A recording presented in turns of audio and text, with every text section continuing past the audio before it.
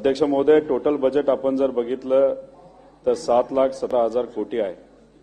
पण बीच्या अनुसार आतापर्यंतचा खर्च आपण बघितला तर 49% फक्त झालेला आहे. म्हणजे 51% खर्च हा अजून तसा झालेला नाही. अध्यक्ष महोदय, आमच्या सगळ्यांचं एवढंच मत आहे की बजेट आपण मांडत असू तर खर्च सुद्धा झाला पाहिजे, लोकांपर्यंत सरकारकडनं ज्या कुठल्या योजना असतील त्याचा लाभ हा पोहोचला पाहिजे. अध्यक्ष महोदय, बजेटवर बोलत असताना पशुसंवर्धन मागणी क्रमांक D5 बाब क्रमांक 42 पेज नंबर 29. अध्यक्ष महोदय, आपण जर बघितलं तर जेव्हा कृषी क्षेत्र हे अडचणीत येतं तेव्हा दूध शेतकऱ्याला नक्कीच मदत करत असतं. पण आज दुधाची परिस्थिती आपण जर बघितली तर दुधाचे भाव 26-27च्या आसपास आहे आणि ते शेतकऱ्याला परवडत नाही. अध्यक्ष महोदय, त्या अनुषंगाने राज्य सरकारने 5 रुपयाचं अनुदान देण्यासाठी सांगितलं, पण त्याचा अटी जर बघितल्या तर खूप जाचक आहेत. अध्यक्ष महोदय, एखाद्या नेत्याला एखाद्या पक्षाला फोडायला कुठं अटी नाहीत, पण शेतकऱ्याला मदत देण्यासाठी एवढ्या अटी आपण टाकत असू ते कितपत योग्य आहे. त्यामुळे या सरकारला मी विनंती करतो, शेतकऱ्याच्या वतीने या जाचक अटी कुठेतरी काढून द्याव्या.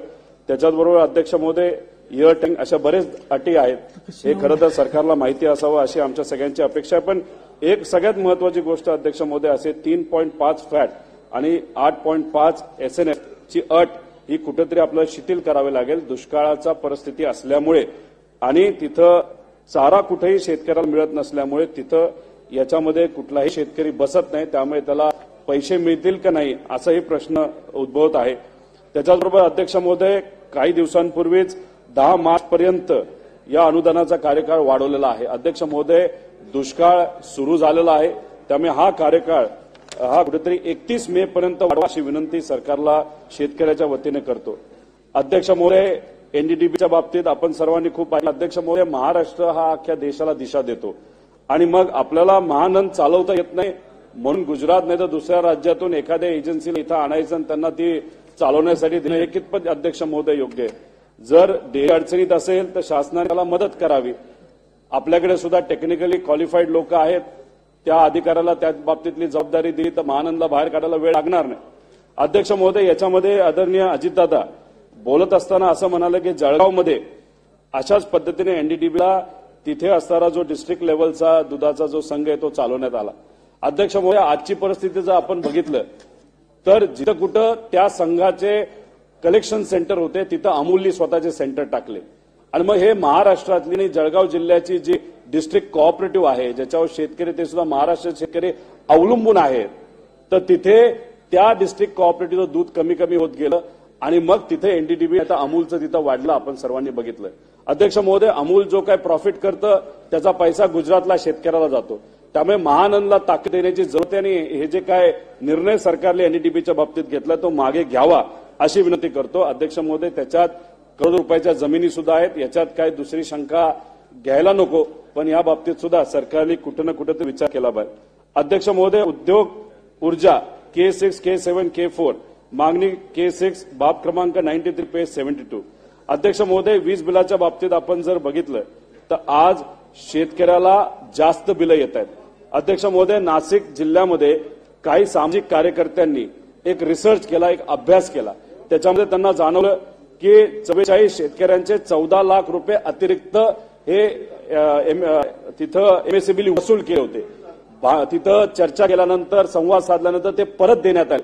अध्यक्ष महोदय, अशा परिस्थितीमध्ये शेतकऱ्याकडनं जर अतिरिक्त बिल वसूल केलं जात असेल हे कितपत योग्य आहे याचा राज्य लेव्हलचा अंदाज आपण काढला तर 30,000 कोटी रुपये अतिरिक्त शेतकऱ्याकडे घेतले गेले असावेत असं चर्चा तिथं आहे. त्यामुळे याच्यात खोलात जाण्याची जरूरत आहे. दुष्काळ आता चालू आहे, तिथं कनेक्शन तोडलं जाते, तिथं डीपीचं तेल बदलण्यासाठी तेल तिथं मिळत नाही. अध्यक्ष महोदय, सरकारला विनंती, अतिरिक्त निधी त्याच्यात देण्यात यावा, कनेक्शन तोडू नये आणि मग जिथं कुठे डीपी खराब होते तर तेल नाही तर रिपेअर करण्याचं जे काही स्पीड आहे ते सरकारकडनं वाढवण्यात यावं. अध्यक्ष महोदय, माझ्या मतदारसंघामध्ये शेतकऱ्यांनी आंदोलन केलं, रघु आबा काळदाते, त्याच्यात अनेक मागण्या मांडल्या गेल्या होत्या, त्या तिथं असणाऱ्या अधिकारी मान्य सुद्धा केल्या, पण त्याच्यावर कारवाई करत असताना त्याला थोडासा उशीर होतोय. सरकारला विनंती करतो, माझ्या मतदारसंघातला विषय त्याच्यात लक्ष घालून त्या सर्व मागण्या लवकर अध्यक्ष महोदय पूर्ण व्हाव्यात. अध्यक्ष महोदय, वीज कायदा 2003 अनुसार वीज जोडणी जर आपल्याला करायची असेल तर ती एका महिन्यात करण्यात यावी असं सांगण्यात आलंय. पण 50-60 हजार असे कनेक्शन आहे अध्यक्ष महोदय महाराष्ट्रामध्ये, जिथं कितीतरी महिने झाले तरी त्यांना कनेक्शन दिलं गेलं नाही. त्यामुळे हे कनेक्शन देण्यात यावं. अध्यक्ष महोदय, आज आपण एमआयडीसीच्या बाबतीत बघितलं तर अनेक कंपन्या आपल्याकडे आहेत, पण नवीन कंपन्या आपल्याकडे यायला नाही म्हणतात.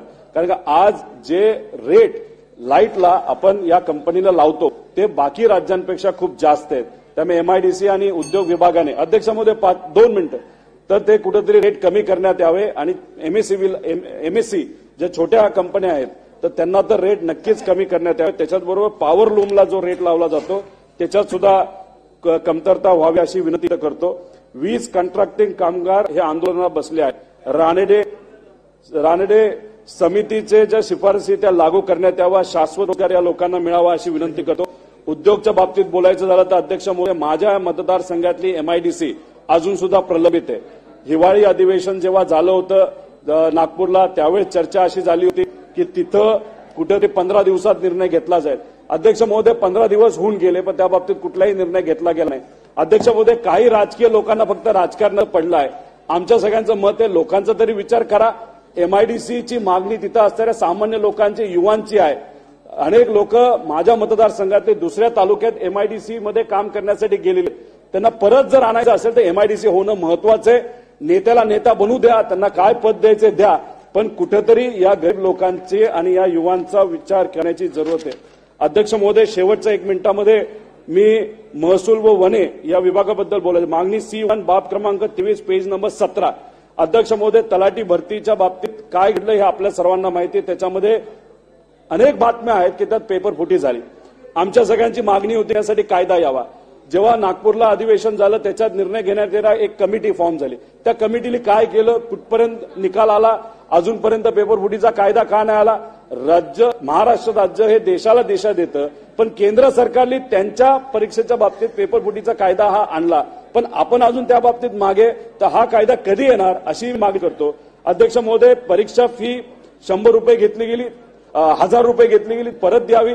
आणि आज 100 रुपये मागणी ती माफक आहे. अध्यक्ष महोदय झालं.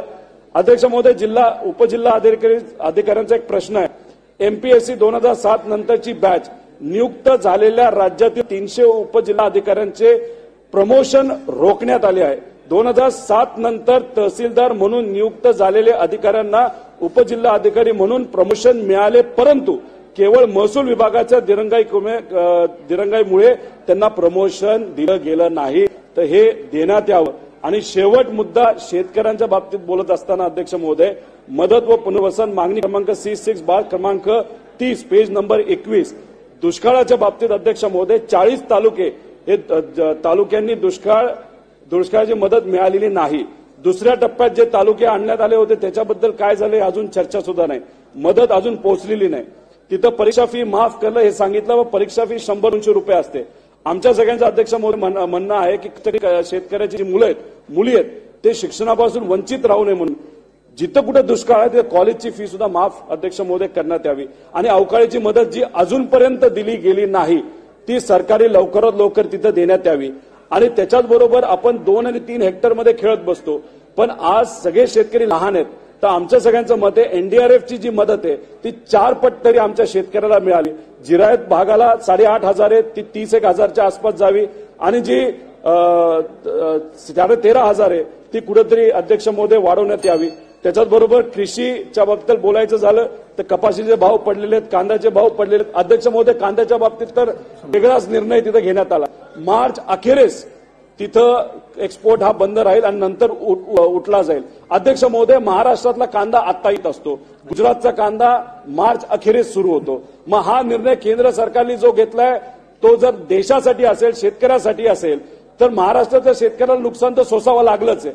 आणि मग मार्च मध्ये गुजरातला शेतकरीचा कांदा आणत असेल त्यांच्याबद्दल निर्णय घेतला जात असेल तर अध्यक्ष महोदय योग्य नाही. त्यामुळे या बाबतीत आणि इन्शुरन्सचा पैसा सुद्धा अजून बऱ्याच शेतकऱ्यांना मिळाला नाही, तो मिळावा अशी विनंती इथं करतो.